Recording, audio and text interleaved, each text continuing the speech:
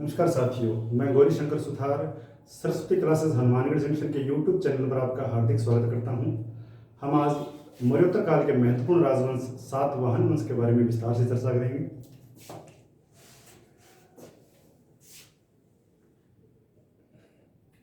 हमने पहले चर्चा की है सोमवंश के बारे में। सोमवंश के बाद जो वंश आया उस वंश का नाम था कण्व वंश, और कण्व वंश के बाद जो वंश आए उनका नाम था सातवाहन वंश। तो शुंग वंश के अंतिम शासक देवभूति की हत्या उसी के प्रधानमंत्री वासुदेव द्वारा की गई, और इसी वासुदेव ने फिर एक नए राजवंश जिसका नाम था कण्व राजवंश की स्थापना की। कण्व राजवंश की स्थापना की। इसमें कुल 4 शासक हुए। पहले शासक का नाम था वासुदेव, दूसरे शासक का नाम था भूमिमित्र, तीसरे शासक का नाम था नारायण, और चौथे शासक का नाम था सुशर्मा। शुंग वंश के बाद में कण्व वंश की स्थापना हुई। कण्व वंश में 4 शासक हुए, जिनमें पहला था वासुदेव, जो कि कण्व वंश के संस्थापक थे। इन्होंने अंतिम शुंग वंश के शासक देवभूति की हत्या की और कण्व राजवंश की स्थापना की। इनमें 4 शासक हुए। पहले का नाम था वासुदेव, दूसरे का नाम था भूमिमित्र, तीसरे का नारायण और चौथे का नाम था सुशर्मा। सुशर्मा को हराकर या पराजित करके सिमुक ने एक नए राजवंश की स्थापना की जिसका नाम था सातवाहन वंश। अब हम सातवाहन वंश के बारे में विस्तार से अध्ययन करते हैं।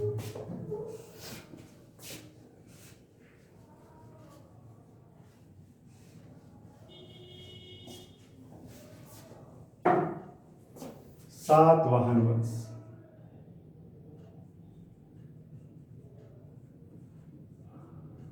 सातवाहन वंश की 2-4 मुख्य विशेषताएं हैं, वो हम देख लेते हैं।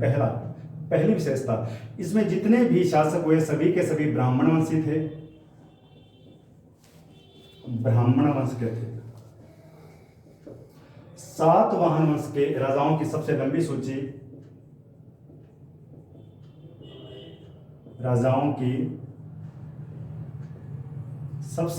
सूची मत्स्य पुराण में मिलती है। यह प्रश्न बहुत बार पूछा जाता है, वेरी वेरी मोस्ट इंपॉर्टेंट है। मत्स्य पुराण में मिलती है। इस राजवंश के राजा अपने मातृ नामों से जाने जाते हैं, अपने मातृ नामों से जाने जाते हैं। यह भी क्वेश्चन बहुत बार पूछा जाता है कि ऐसा कौन सा राजवंश था जिसके शासक अपनी माताओं के नाम से जाने जाते हैं, जैसे कि गौतमी पुत्र सातकर्णी, यज्ञश्री सातकर्णी, शिवश्री सातकर्णी, वशिष्ठी पुत्र पुलवामी। ये शासक अपने को तीनों महासागरों का अधिपति कहते थे।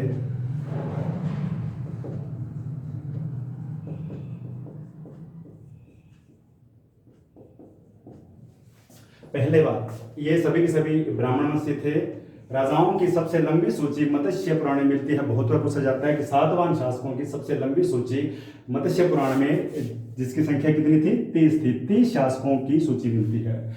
अपने मातृ नामों से जाने जाते हैं, जैसे कि गौतमी पुत्र सातकर्णी है, यज्ञश्री सातकर्णी है, शिवश्री सातकर्णी है, और तीनों महासागरों का अधिपति ये स्वयं को कहते थे। 5वीं विशेषता, इनकी जो राजकीय भाषा थी वो प्राकृत थी। इनकी राजकीय भाषा प्राकृत थी, इसलिए इनके समस्त अभिलेख प्राकृत में ही मिलते हैं। समस्त अभिलेख प्राकृतिक भाषा में।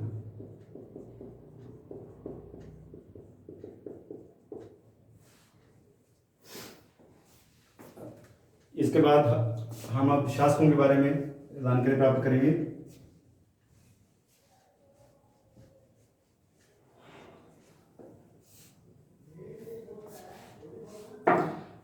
इस वंश के संस्थापक थे सिमुक।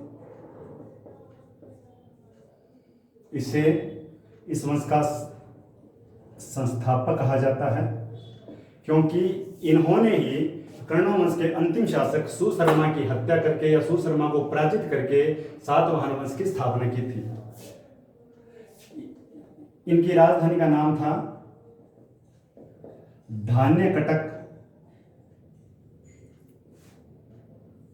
या धरणीकोट,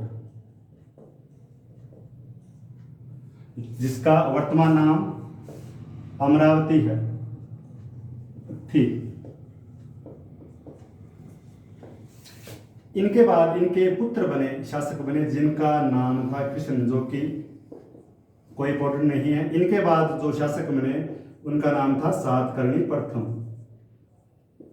सातकर्णी प्रथम, जो कि सातवाहन वंश के वास्तविक संस्थापक कहे जाते हैं। वास्तविक संस्थापक। यदि एग्जाम में क्वेश्चन आए कि सातवाहन वंश के संस्थापक कौन थे, तो आपको कहना पड़ेगा सिमुक। और यदि आपसे पूछे कि सातवाहन वंश का वास्तविक संस्थापक कौन था, तो वो थे सातकर्णी प्रथम। इनकी राजधानी, इन्होंने अपनी राजधानी को धान्यकटक या धरणीकोट से प्रतिष्ठान या पैठन को बनाया। इनकी महत्वपूर्ण उपाधियां थी प्रतिष्ठानपति,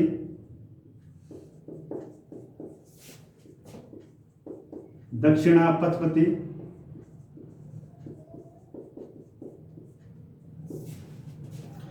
और अप्रतिहत चक्र का एक चालक। इनकी पत्नी का नाम नायनिका या नागनिका था, जो कि भागवत धर्म की उपासक थी।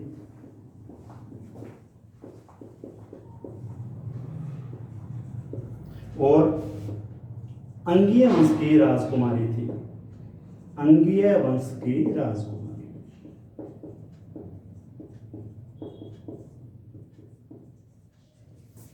थोड़ा देख लेते हैं दोबारा। सिमुक संस्थापक हुए, राजधानी थी धान्यकटक, धरणीकोट, जिसका वर्तमान नाम है अमरावती। इनके बाद जो शासक हुए उनका नाम है कृष्ण। इनके बाद इनके भाई हुए, जिनका नाम था सातकर्णी प्रथम, जो कि सातवाहन वंश के वास्तविक संस्थापक माने जाते हैं। इनके समय इन्होंने राजधानी को प्रतिष्ठान या पैठन को बनाया। इनकी उपाधियां थी प्रतिष्ठानपति, दक्षिणापथपति, प्रतिहत चक्र का एक चालक, और पत्नी का नाम था नायनिका या नागनिका, जो कि भागवत धर्म की उपासक थी और अंगीय वंश की राजकुमारी थी। एक बार मिटा रहा हूं मैं। वास्तविक उपाधि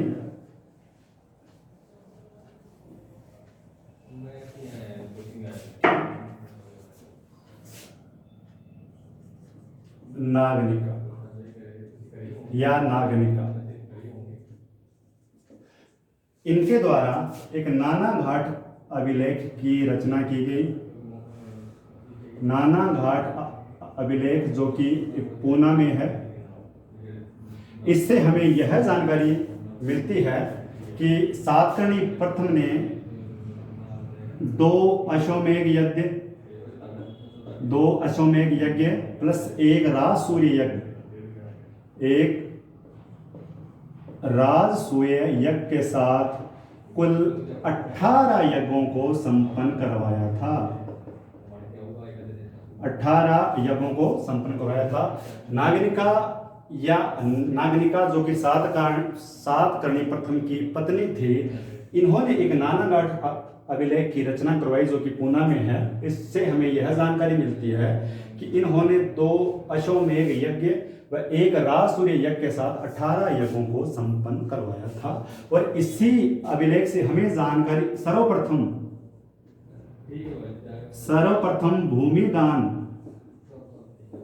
भूमिदान, सर्वप्रथम भूमिदान की जानकारी भी हमें इसी अभिलेख से प्राप्त होती है। भूमिदान की जानकारी भारत में सर्वप्रथम किस अभिलेख से भूमिदान की जानकारी प्राप्त होती है, तो आपको लिखना पड़ेगा नानाघाट अभिलेख, जो कि पूना में है, जो कि नागनिका या नायनिका, यह है नागनिका, इनका दूसरा नाम था नायनिका। सर्वप्रथम भूमिदान की जानकारी मिलती है और यह जानकारी मिलती है कि सातकर्णी प्रथम ने सर्वप्रथम ब्राह्मणों व बौद्धों को भूमिदान किया था। भूमिदान किया था। सातकर्णी प्रथम के बाद में जो शासक हुए उनका नाम था सातकर्णी द्वितीय। दोबारा लिख रहा हूं, सातकर्णी द्वितीय, जिनके बारे में कोई जानकारी नहीं, बस इतनी जानकारी है कि इन्होंने 56 वर्ष तक शासन किया था।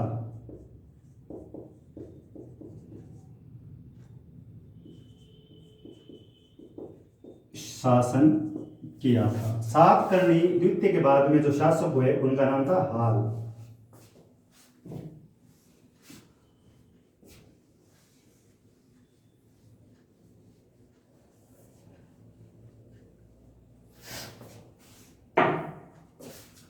हाल जो कि सातवाहन वंश के एक महत्वपूर्ण शासक थे। इनके एक सेनापति थे जिनका नाम था विजयानंद। इसी विजयानंद ने हाल के समय श्रीलंका को जीता था। श्रीलंका, और यह प्रश्न बहुत बार पूछा जाता है कि किस सातवाहन शासक के समय श्रीलंका को जीता गया था, तो आपको लिखना पड़ेगा हाल, क्योंकि हाल के समय में हाल के जो सेनापति थे जिनका नाम था विजयानंद, इन्होंने श्रीलंका को जीता था।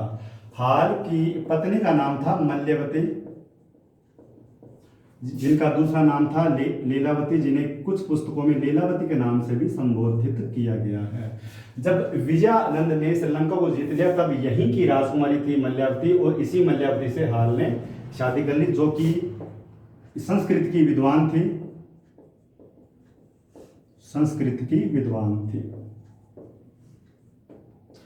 हाल को संस्कृत नहीं आती थी, इसलिए संस्कृत सीखने के लिए हाल ने एक विद्वान जिनका नाम था सरोवर्मन, जो कि संस्कृत के ज्ञाता थे, संस्कृत के प्रकांड विद्वान थे, इनको अपने राज्य में बुलाया। प्रकांड विद्वान सरोवर्मन को अपने राज्य में संस्कृत सीखने के लिए अपने राज्य में बुलाया। इन्हीं सरोवर्मन ने एक संस्कृत व्याकरण ग्रंथ जिसका नाम था कातंत्र की रचना की। कातंत्र जो कि एक संस्कृत व्याकरण ग्रंथ है,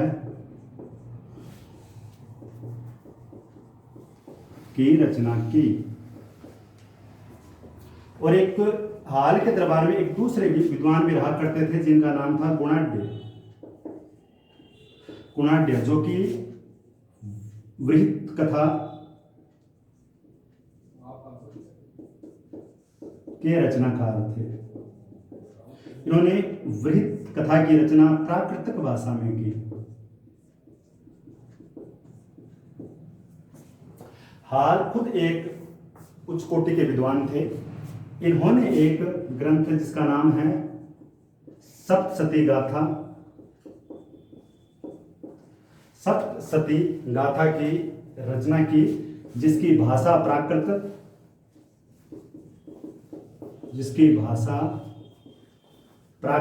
और शैली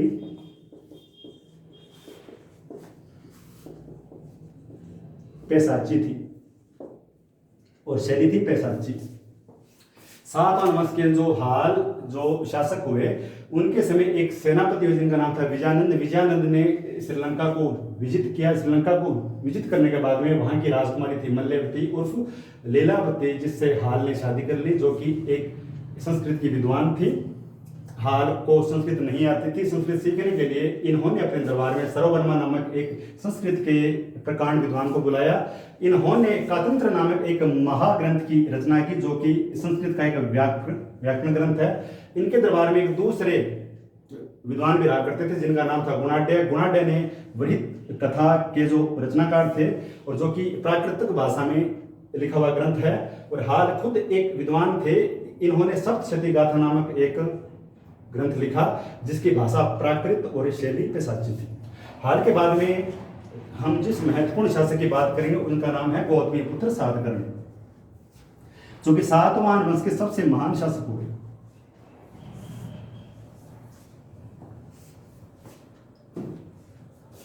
गौतमीपुत्र सातकर्णी, गौतमीपुत्र सातकर्णी सबसे महान शासक, सातवाहन वंश का सबसे महान शासक।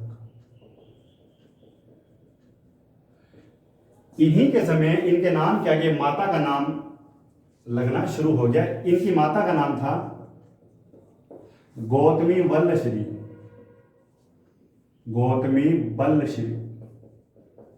गौतमीपुत्र सातकर्णी ने ही यह परंपरा शुरू की कि जितने भी शासक होंगे इनके बाद में, उन शासकों के नाम के आगे उनकी माता का नाम जरूर लगेगा। इसलिए सबसे पहले इन्होंने अपने नाम के आगे गौतमी नाम लगाया, क्योंकि इनकी माता का नाम था गौतमी वल्लश्री। इनकी उपाधियां,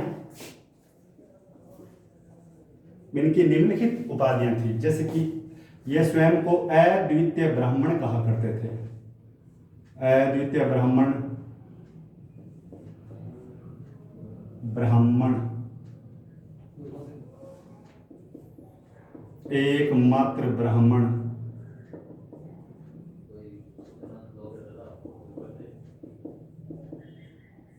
विक्रमचारु, वरवरण, विक्रमचारु, विक्रम,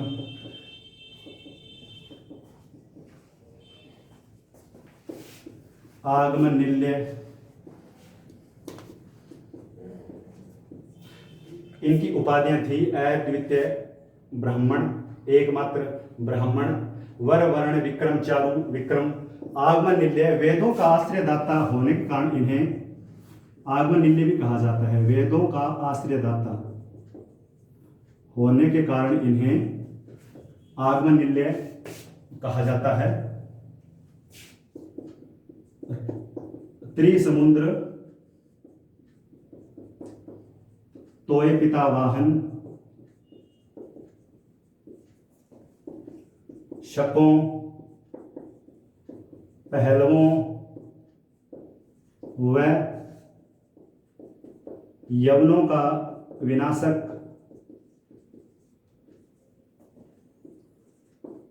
वैणकटक का स्वामी, वैणकटक स्वामी, पर्वतों का राजा, महाराजा, स्वामी।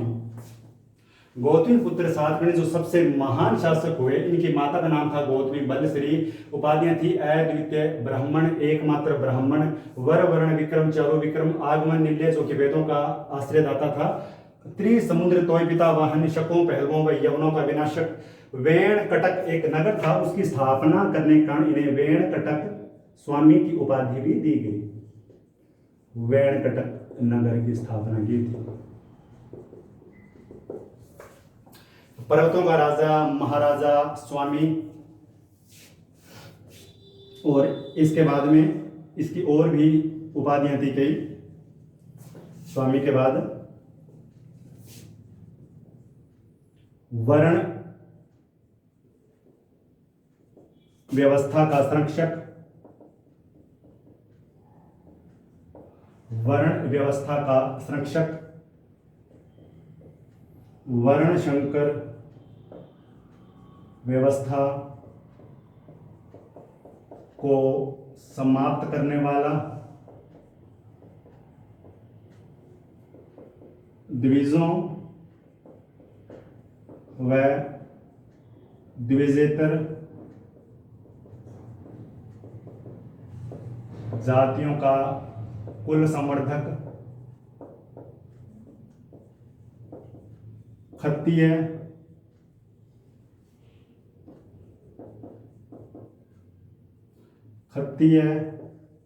दपमान मद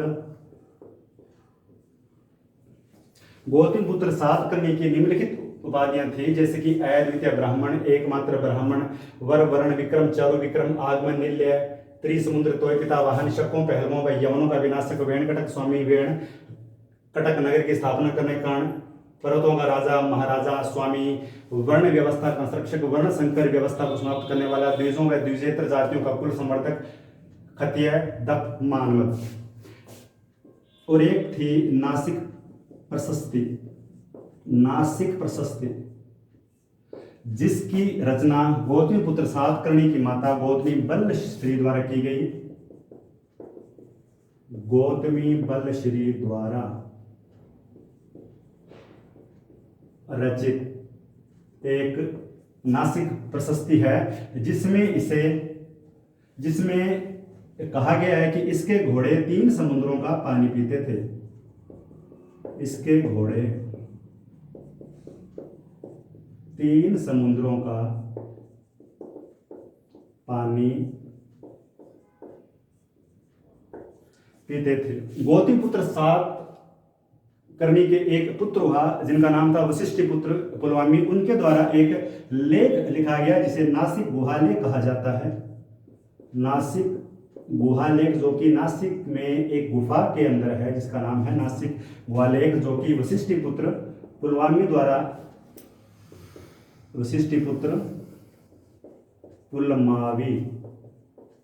द्वारा लिखा गया है। इसमें कहा गया है इनको जो उपाधि दी गई है वो है कैलाश पर्वत के शिखर। ये द्वारा साहब लिख रहा हूं, कैलाश पर्वत के शिखर के समान अटल, अतुलनीय,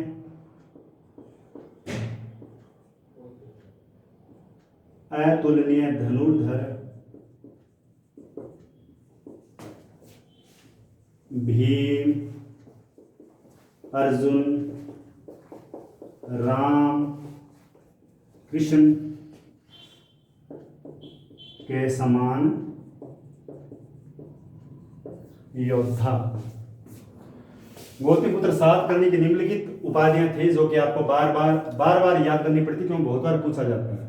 पहली उपाधि थी अद्वितीय ब्राह्मण, दूसरी एकमात्र ब्राह्मण, तीसरी वर वर्ण विक्रम, चारु विक्रम, फिर आगमन निलय, फिर त्रिसमुद्र तोय पिता वाहन, क्योंकि इसके घोड़े 3 समुद्रों का पानी पीते थे। शकों पहलवों व यवनों का विनाशक, वेण कटक स्वामी, पर्वतों का राजा, महाराजा, स्वामी, वर्ण व्यवस्था का संरक्षक, वर्ण संकर व्यवस्था को समाप्त करने वाला, द्विजों व द्विजेतर जातियों का कुल संवर्धक, खत्तीय दपमान मद। खत्तीय दपमान मद, खत्तीय यानी क्षत्रिय, दप यानी घमंड मान, और दर्प को यानी घमंड को दूर करने वाला। नासिक प्रशस्ति, जो कि इनकी माता श्री गौतमी बलश्री द्वारा लिखी गई है, इसमें कहा गया है कि इसके घोड़े यानी गौतमीपुत्र सातकर्णी के घोड़े 3 समुद्रों का पानी भी पीते थे। नासिक गुहालेख वशिष्ठपुत्र पुलवामी द्वारा लिखित है, जो कि गौतमीपुत्र सातकर्णी के पुत्र हैं। इन्होंने लिखा है कि ये कैलाश पर्वत के शिखर के समान अटल, अतुलनीय, धनुर्धर, भीम, अर्जुन, राम और कृष्ण के समान एक महान योद्धा थे। इसके बाद हम थोड़ी और देखते हैं, चर्चा करते हैं गौतमीपुत्र सातकर्णी के बारे में।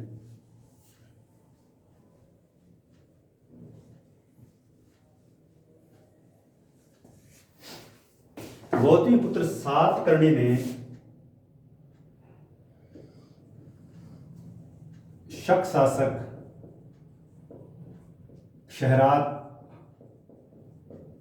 वंशी नहपान को हराया था, नहपान को पराजित किया था। इसकी जानकारी हमें जोगल थम्बी में जो मृत भांड मिला है, जोगल थम्बी मृत भांड मिला है, जिसमें हमें 13,250 रजत मुद्राएं मिली हैं। गौतमीपुत्र सातकर्णी ने शक शासक चेहरादवंशी नहपान को गोवर्धन नामक स्थान पर हराया था या पराजित किया था। गोवर्धन नामक स्थान पर, गोवर्धन नामक स्थान पर पराजित किया था। शक शासक चेहरादवंशी नहपान को हराया था। इसकी जानकारी हमें जोगल थम्बी मृत भांड में से प्राप्त 13,250 रजत मुद्राएं जो कि नहपान के, लेकिन इनके एक तरफ गौतमी पुत्र सातकर्णी की आकृति चिन्हित है। गौतमी पुत्र सातकर्णी की आकृति है, इसलिए हमें यह जानकारी मिलती है कि गौतमी पुत्र सातकर्णी ने शक शासक चेहरादवंशी नहपान को पराजित किया था। और इस विजय के उपलक्ष्य में, इस विजय के बाद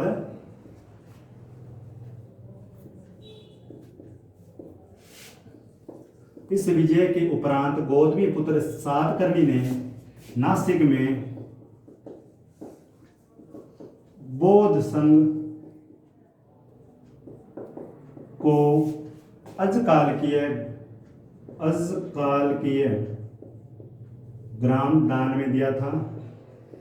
अजकालकीय ग्राम दान और कार्ले भिक्षु संघ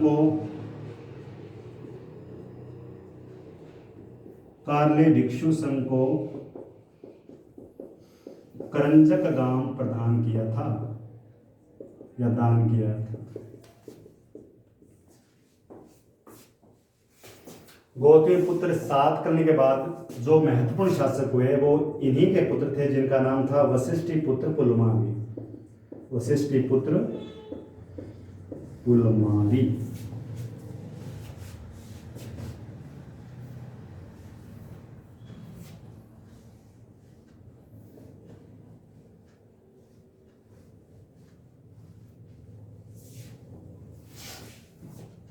करने के बाद जो महत्वपूर्ण शासक हुए वो हैं वशिष्ठी पुत्र पुलमावी। वशिष्ठी पुत्र पुलमावी, इनकी माता का नाम था वशिष्ठी और इनके नाम के आगे भी लगा वशिष्ठी। यह पहले शासक थे सातवाहन वंश के जिन्होंने आंध्र को विजित किया, आंध्र को जीता। इसलिए इनकी उपाधियां हो गई आंध्र भोज,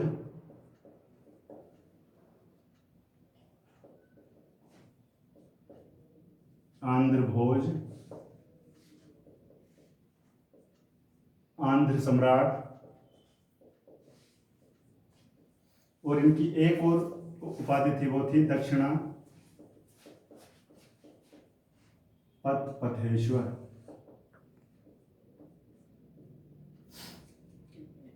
इनके सिक्कों पर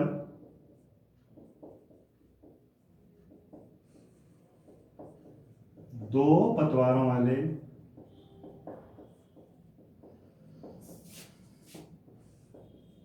नाव के चित्र मिले, जो कि वेरी वेरी मोस्ट इंपॉर्टेंट है। और ये बहुत बार पूछा जाता है कि ऐसा कौन सा शासक था जिसने आंध्र को जीता था। तो वशिष्ठी पुत्र पुलमावी, और इनकी उपाधियां थी आंध्र भोज, आंध्र सम्राट और दक्षिणा पथ फतेश्वर, और इनके सिक्कों पर दो पतवारों वाले नाव के चित्र मिले। इनके बाद जो महत्वपूर्ण शासक हुए वो हैं शिव श्री सातकर्णी।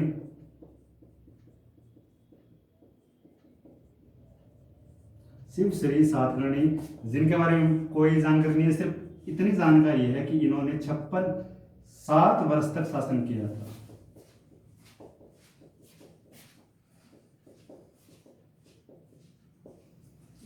शिव श्री सातकर्णी के बाद जो महत्वपूर्ण शासक है वो थे यज्ञ श्री सातकर्णी।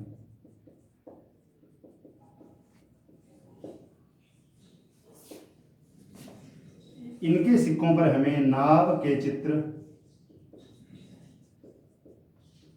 मछली के चित्र,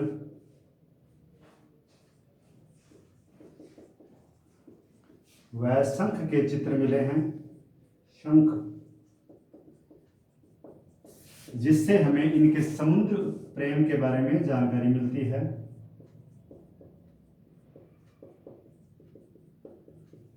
बारे में जानकारी मिलती है। इन्होंने समुद्री यात्रा व समुद्री व्यापार को बढ़ावा दिया।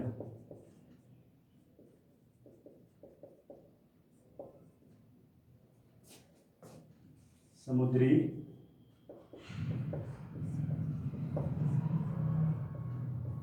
व्यापार को बढ़ावा दिया। तो अंतिम शासक सातवाहन वंश के वो थे पुलमावी चतुर्थ।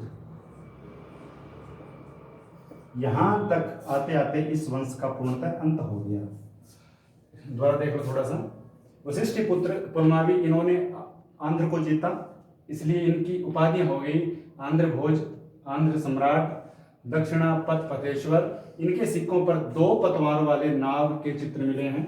इनके बाद जो शासक हुए उनका नाम है शिव श्री सातकर्णी, जिन्होंने 7 वर्ष तक शासन किया था। शिव श्री सातकर्णी के बाद में शासक हुए यज्ञ श्री सातकर्णी।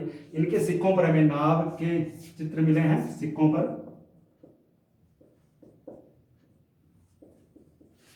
पर नाव के चित्र मिले हैं, मछली के चित्र मिले हैं, शंख के चित्र मिले हैं, जिनसे हमें इनके समुद्र प्रेम के बारे में जानकारी मिलती है। इन्होंने समुद्री यात्रा व समुद्री व्यापार को बढ़ावा दिया। और जो अंतिम शासक थे वो थे पुलमावी चतुर्थ। धन्यवाद। Thank you.